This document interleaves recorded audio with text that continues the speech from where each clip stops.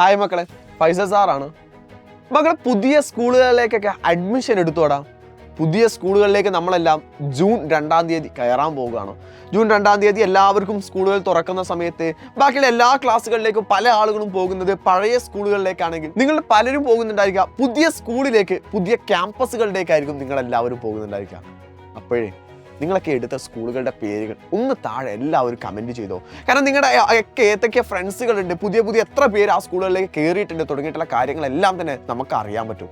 കൂടെ തന്നെ ഞാൻ ഒരു കാര്യം കൂടെ പറയാണ്, അല്ല പുതിയ സ്കൂളിലേക്ക് പോകുന്ന സമയത്ത് നമ്മൾ നന്നായിട്ട് പഠിക്കുന്ന മക്കളായിട്ട് വേണ്ടേ അവിടെ അവതരിപ്പിക്കാൻ. നന്നായിട്ട് പഠിക്കുന്ന, നന്നായിട്ട് ഹാർഡ് വർക്ക് ചെയ്യുന്ന, നല്ല സിലബസിനെ അറിയുന്ന, നല്ല കോണ്ടന്റ് അറിയുന്ന മക്കളായിട്ട് വേണ്ടേ നമ്മൾ അവിടെ കയറി ചെല്ലാൻ വേണ്ടിയിട്ട്.